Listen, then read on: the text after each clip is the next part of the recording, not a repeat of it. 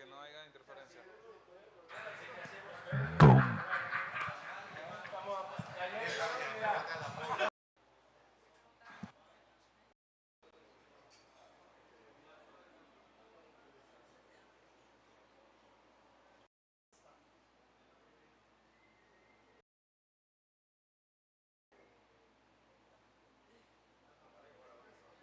Estoy esperando que me llegue. Está seteando el live.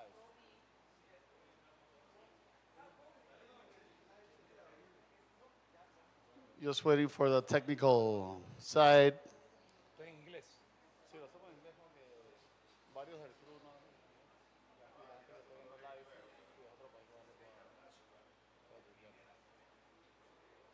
Avisas.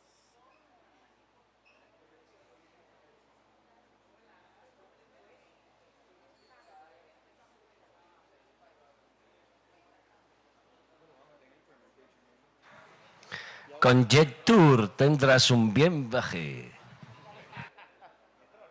Ya varios habían entrado. Que los carros Jet Tour son excelentes para viajar aquí. Le aconsejo. Un poquito, ahora llegamos a paso para que lo vean. Y siempre tendrás un Jet Tour si tienes una visa. Wow, Luis Antonio va a ser el próximo MC. Bueno, un Jet Tour, una visa y puedes comer al mic. Ok, estamos rolling. Bienvenidos a todos y los que están pegados al live, al volumen 2 de Deep in Thoughts. Como dije en la... oh, estoy en español, yeah, English, I'll switch to English.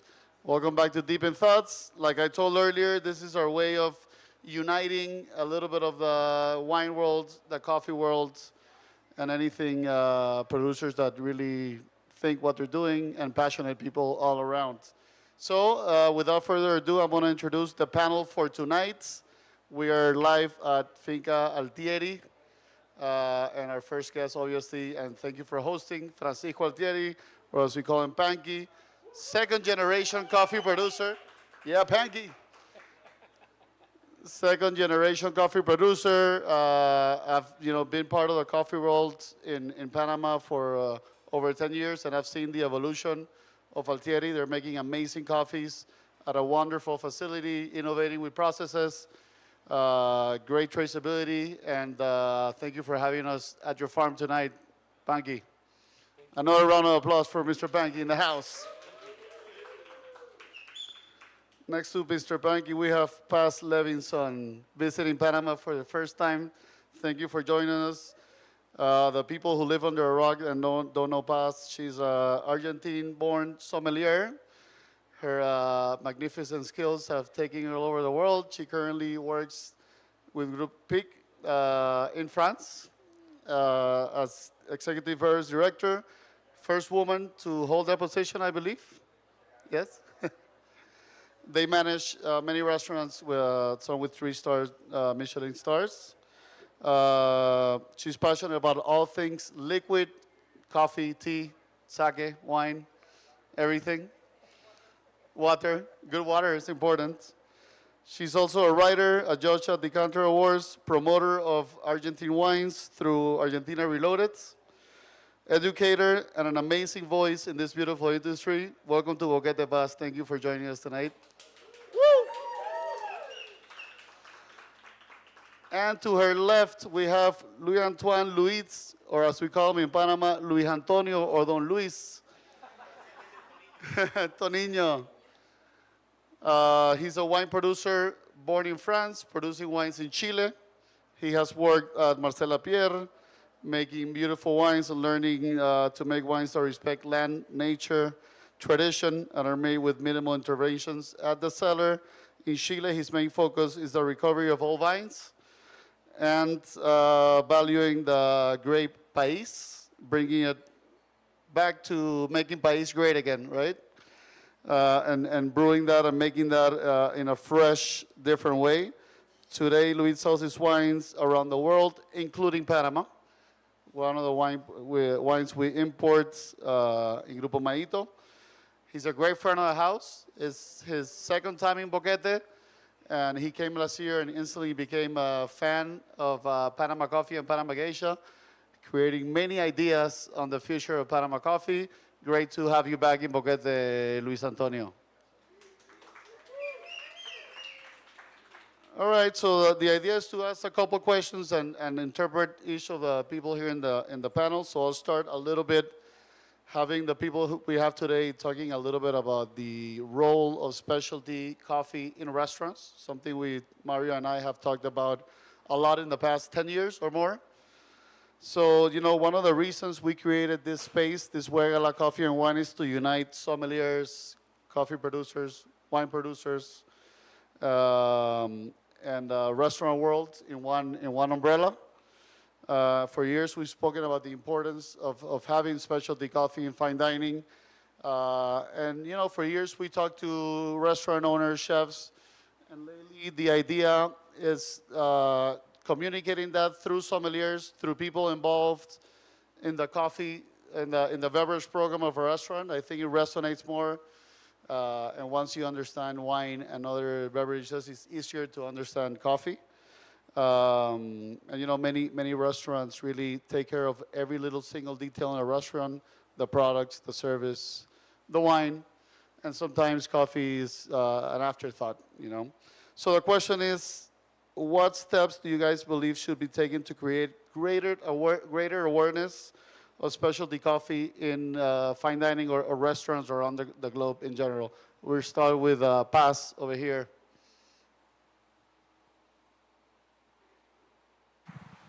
Well, hello. Thank you very much for the invitation. And it's the first time in Panama, so I'm very moved to be here. Something that I dreamed always to visit since now 8 years working with the coffees from Panama. And I think that the question is very, very interesting, and I think it goes to the base of what, for example, a sommelier made, or a sommelier, what is the job of a sommelier, for example, because we are responsible of buying all the wines, and first when I started in the Pic group, so it's Anne-Sophie Pic in France, and it's true that she found me and more for wine. But I said, no, I have to oversee everything. I cannot sleep well if we are not having excellent in everything, because I cannot do very good wine, but then all the rest not. So for me, that was very important. She was very happy because she loves coffee, so very happy to hear that I was so interested, so into other beverage and not only wine. But when I arrived to France, my first job was in a 3-star Michelin in Paris. And sommeliers don't have the right to touch tea or coffee, for example. So was not our business. And this restaurant was very famous, excellent food, excellent meal, excellent everything. But sommelier, you know, it's not your business to serve coffee or tea or other beverage. So I was very impressed with this because it's true that I study a lot for competitions, sommelier competitions. So coffee was one of the subjects I want to study, and I study more the names, you know, the regions, the famous regions, not too deep, but to know how to answer all the questions. So I was interested in tea, coffee, and because the place where I study in Argentina is a chef that is a sommelier. So she knows that everything is important in a restaurant.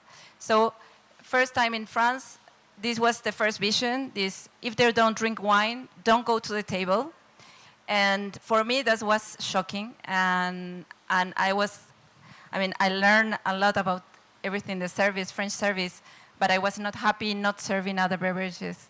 And when Anne-Sophie proposed me to be in the Pic group, I was very happy because I said, I need a chef like this. In Pic group, I can go much deep in all the subjects, and coffee was one of those. So what I'm saying all this, and sorry it's a bit long, but to understand that Normally, a wine director don't take care about coffee.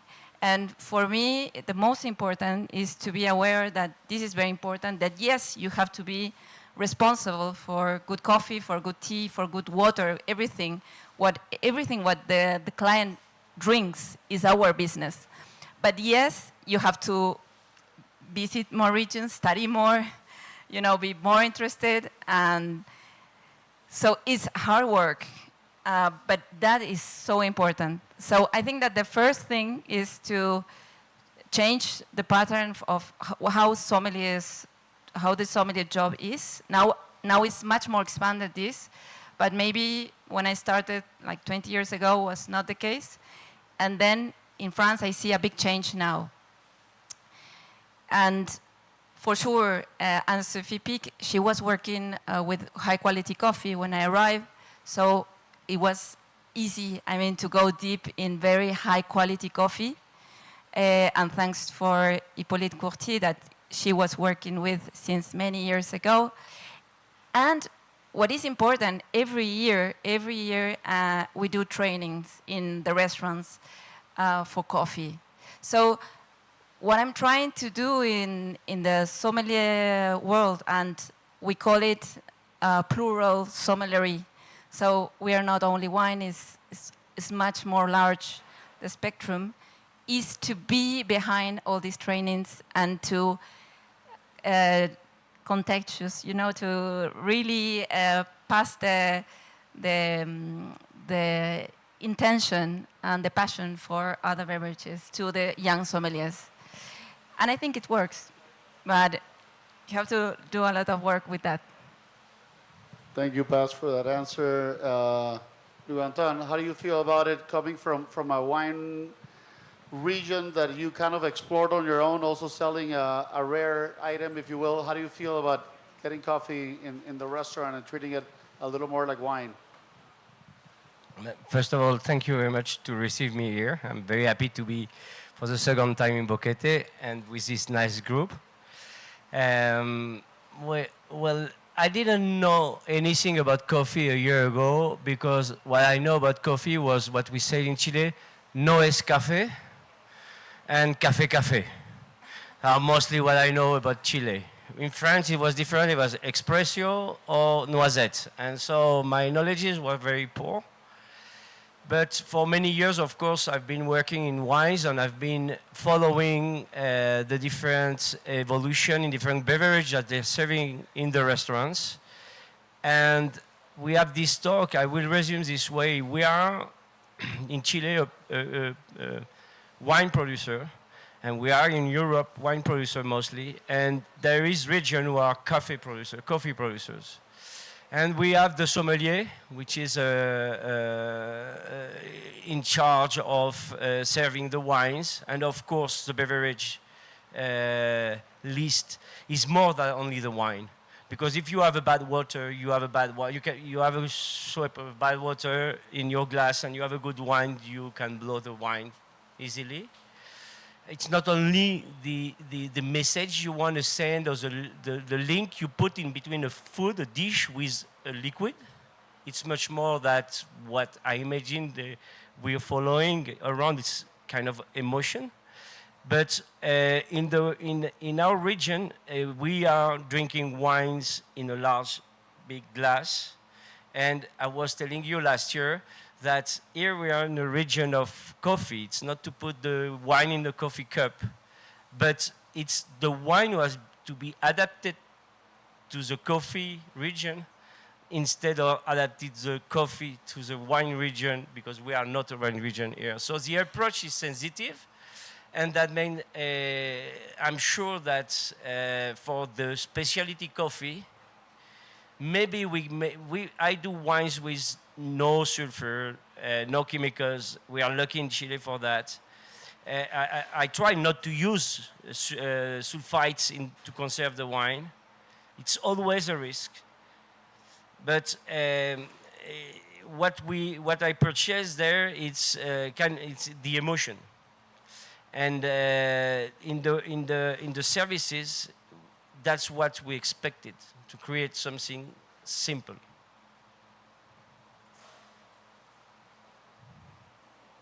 All right, thank you, Marcel. So let me turn around following that idea. We've seen like a big change in values in winemaking and coffee making in the past 10, 15 years. With practices in some wineries and also in the coffee world, adopting a little bit of the wine technique, especially the fermentation. Some have played with carbonic maceration. They're taking a little bit of technique from wines. How do you think those techniques have impacted the coffee in your farm that you use nowadays with the cold room, with fermentation? And where do you see those processes going in the next 5 to 10 years with more control, Panky? So, thank you very much for having us also. Thank you for having us on the beautiful farm. So it's processes in the coffee have sort of, it's been very short, and we've been in Panama, we've been, I think all farmers have been courageous enough to try different things, just because there's not a lot of data going backwards in to understand what should be done and what shouldn't be done with coffee. So I can tell you that I have damaged a lot of coffee trying different things. But I mean, at the beginning, I would say the beginning of the fermentations, I would say like the special fermentations began probably 10 years ago. Yeah. The processes were very harsh, so they were very, like when you cup the coffee, the processes were very, you could tell that they were very different from the original. And the way we play with it was that we did processes called anaerobic slow dries, where we put coffees in a tank for a couple days and before drying, and somehow that created an ambience of bacteria with no oxygen, and that created a certain flavor profile in the coffee that most, a lot of people sort of enjoyed. But the way I saw it, like looking at it from 50,000 feet up in, it's the processes began starting to go back to the roots, to have a simple, straightforward process to honor the terroir. But still, we have processes that enhance the good things for coffee here in Panama. So, for example, things that we're doing now that we didn't do 10 years ago is prolonging the drying of the coffee as much as we can, sometimes between 30, 40, 50 days, and creating an environment where when you dry it, the fermentation doesn't appropriate from the coffee profile, but instead it enhances the goods from it. Knowing how much time, it's very difficult, and that's why I said we damage a lot of coffee, because you need to understand up until which point you can push the coffee without it, pushing back in ways that you don't want it to be. But yeah, and going to the next part of your question, I truly believe that the processes are going to become more and more in understanding what the traits or what the things that make good coffee good or that makes it taste good, what are they? And I mean biologically and chemically, and understanding how to eliminate the things that are not so good for coffee, and pushing the things that are really good for coffee to really try to make it as good as possible. I don't know if that... I think that's the north. People are going a little bit back to cleaner coffees and coffee with a story, not so much processes that don't tell a story of a particular place, right? So I'll rebound that question to you, Luis. You've been here last year. You saw some processes. We've been talking the whole year a little bit about some ideas. What's your take on that? Well, from my last word was simple, so I take it back. But the thing is that simple means the common sense. I finished for the services. The common sense that you say café de especialidad, coffee, specialty coffee. Finally, the job here, maybe of the people who's in charge in the wines, the beverage, maybe to say not natural wine, specialty wine. In a way, that's that makes easier to the people to teach that to make too many differences because you explain situation here, and for the people who's working in Panama, they can visit it.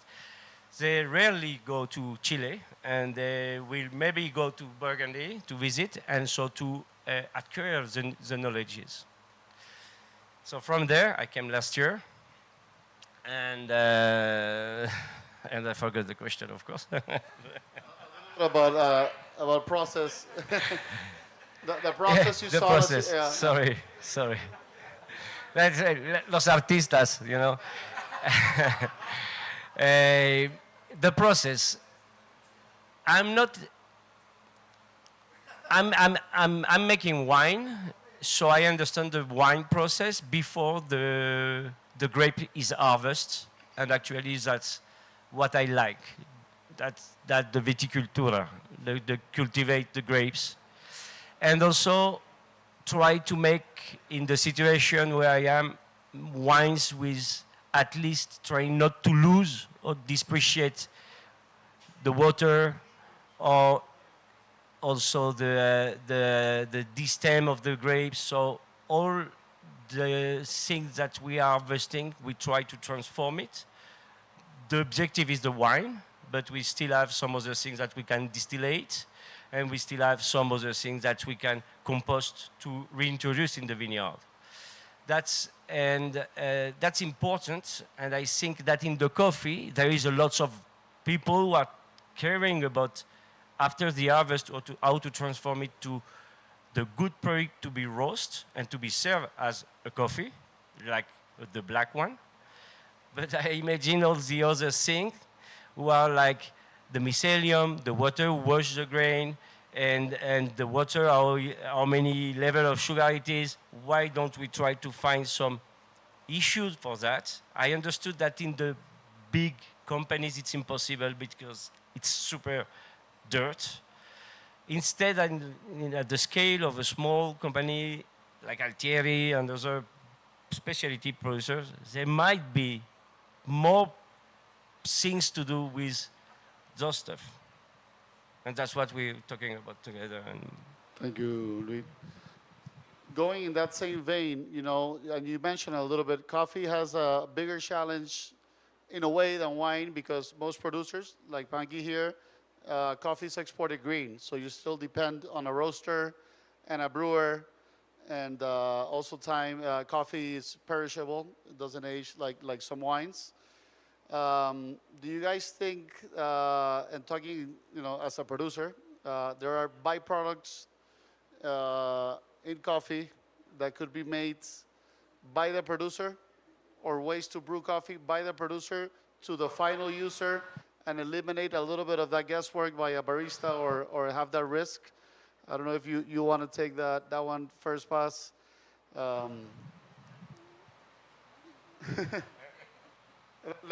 Let's go with Louis. We were talking about this today. But some byproducts from the fermentations that you could make different products that could eventually end up at the table, or how to eliminate that guesswork from a barista or a roaster and do a bad job for the producer. I'm not sure if we have to put the barista away. No, I don't think so. My part is more in the transformation. My questions are, what can we do? Or I'm sure that many people have studied to do some stuff around, but there are always a new page to discover and to write. So for this question of the services or the roaster, I don't have enough experience to give you a good answer, I think. No, I understand a little bit the question. I think that there are a lot of, yes, the roaster is so important and can change so many things about the coffee. So that's why we need to have, this, as we taste wine, we taste coffee, and we normally were helped to search certain things in coffee and be able to form our palate and way of tasting. But for sure, I think that there is a lot of products that we can do, bottled products, And we've been working with Hippolyte and Sophie, for example, coffees with other aromas, because Anne-Sophie is chef, so she's creative and she likes to enhance or mix. And that was in a bottle, and that was always the same, it was consistent, and it was tasting great. I can imagine also doing that in a pure way, not mixing with other aromas. So I think there are ways of serving, as we see in the industry of tea, because you can see some very nice bottles of tea without any process, just cold brew tea and then bottle. I think for coffee this is possible, and we saw also the scene of the cold brew, but I think there are many other things we can do, and we work a lot with coffee in the mixology, in the cocktails, and we have some coffee-based cocktails that we preserve and that we can even, I mean, we pre-batch and we serve and carbonate and do many other things. So in that way, we can preserve the taste.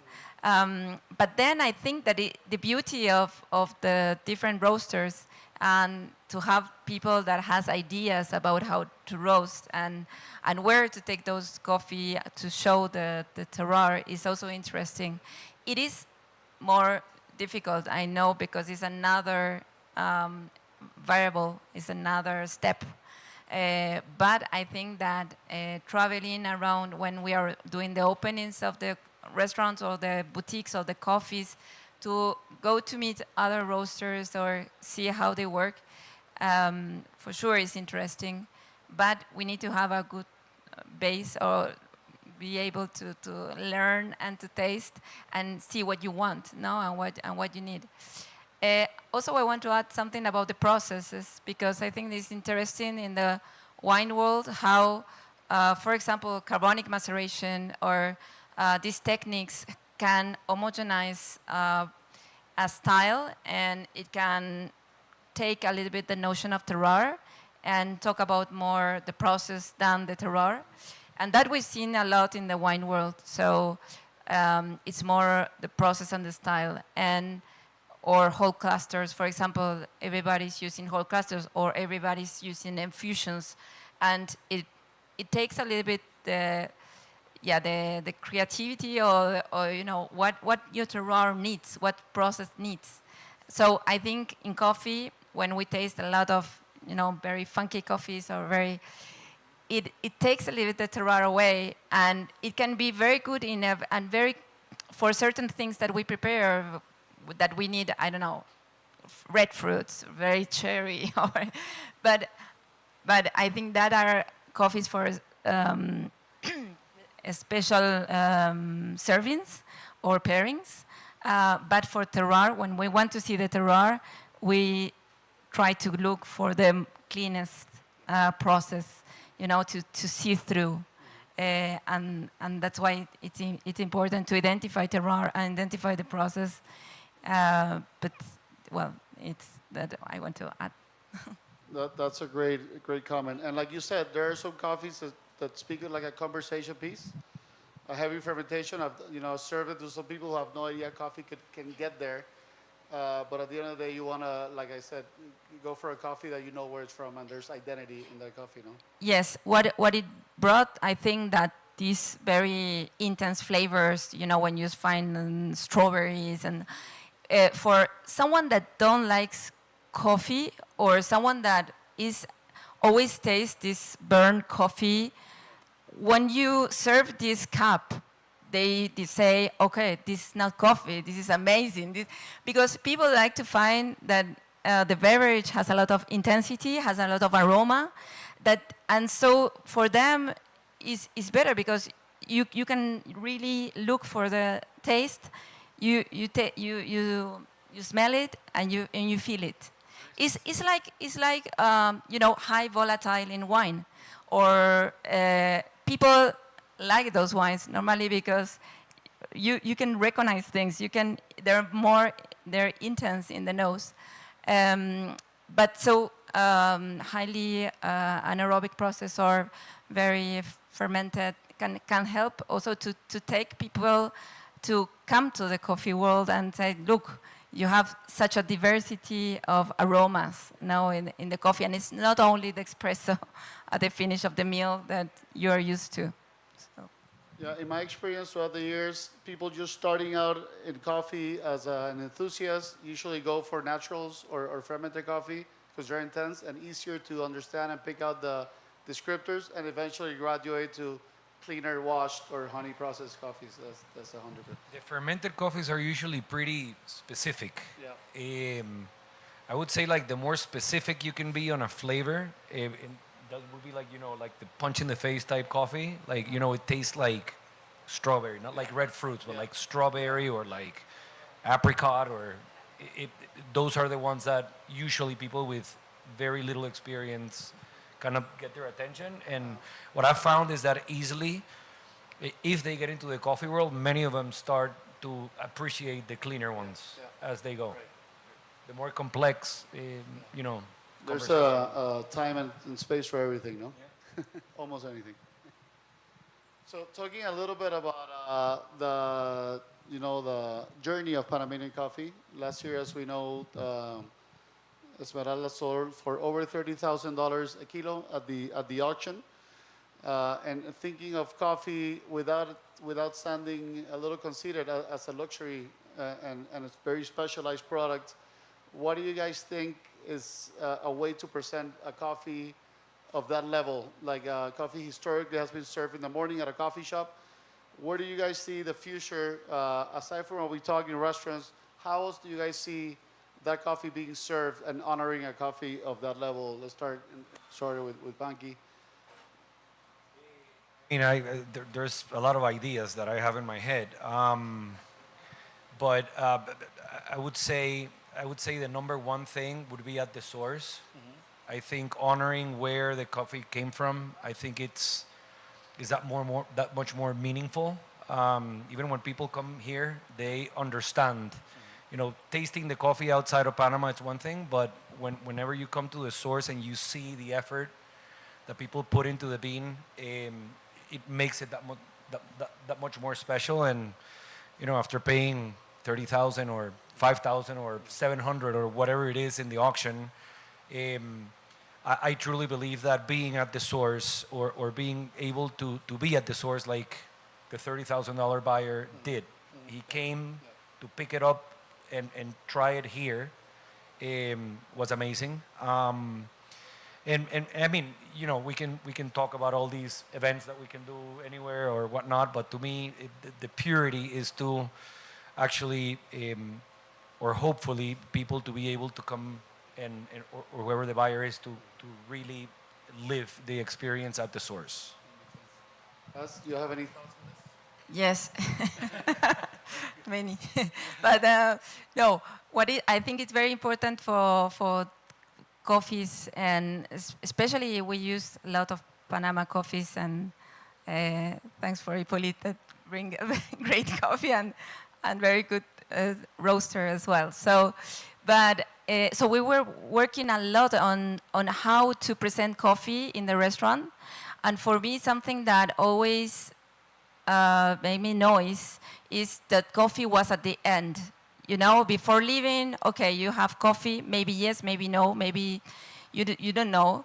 So for me, it was so important to move the coffee away from the last thing you do in the restaurant.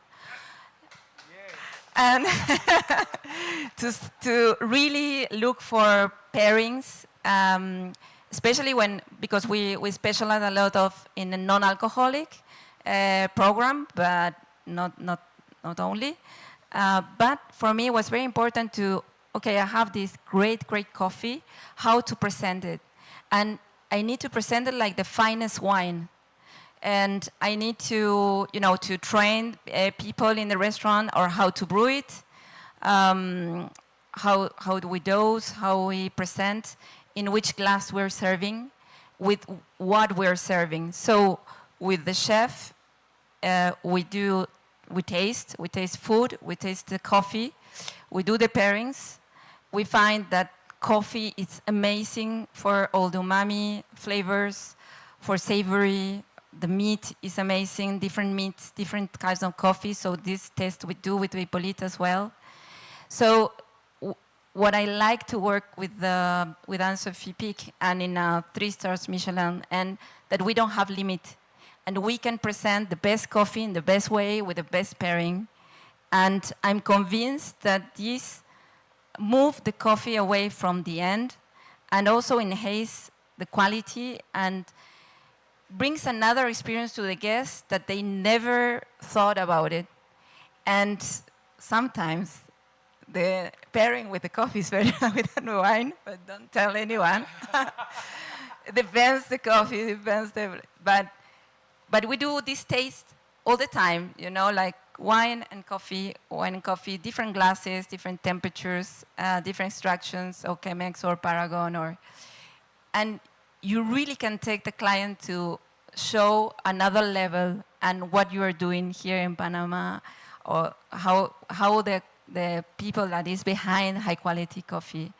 We want to show that. We want to show the passion, you know, to show, and the taste, the elegant cup with the best food in the world. So I think this, I'm very privileged to be able to work with great coffee, and also that the chef, she's so happy to see these great coffees and to feel the coffees.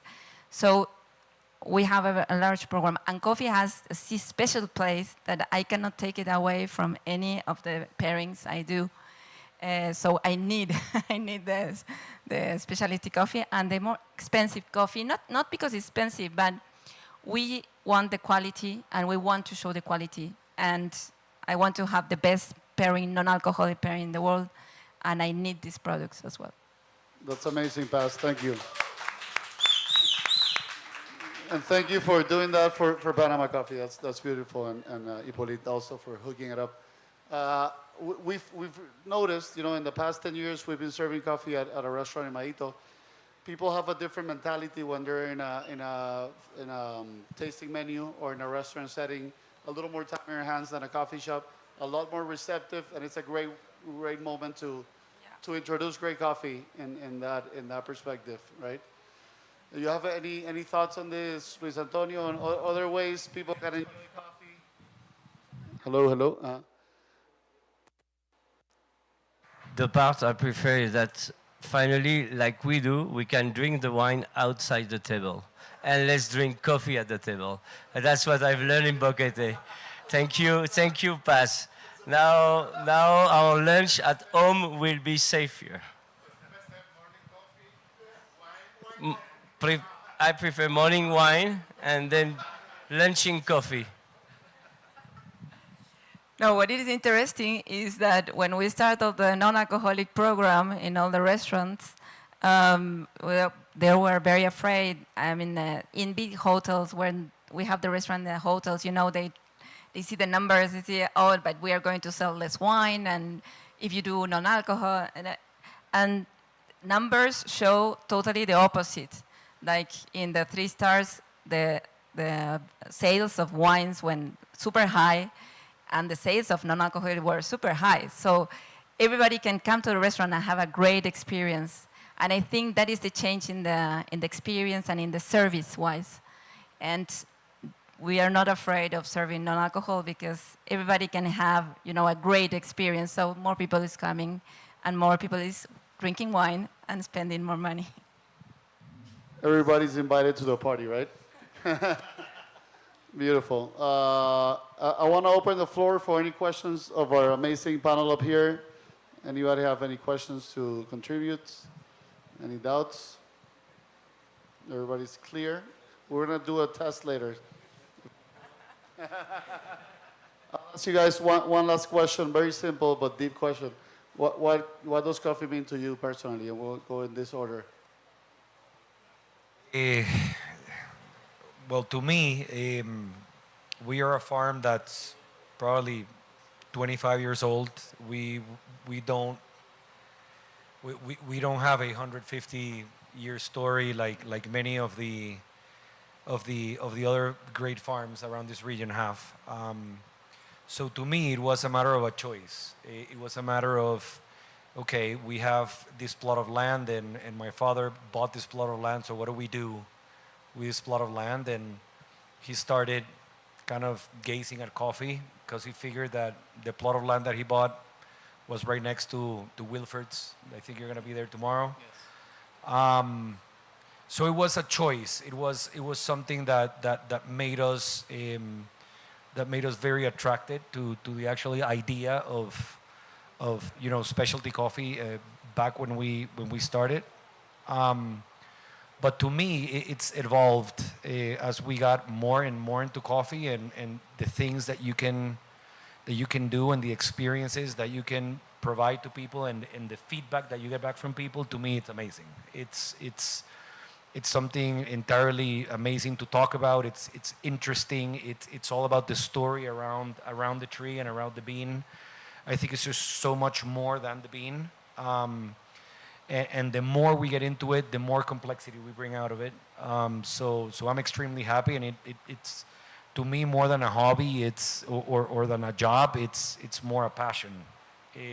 So that's how I could summarize it. Thank you, Banky. What about for you, Paz? For me, it's another door to amazing experiences of tasting and smelling and feeling.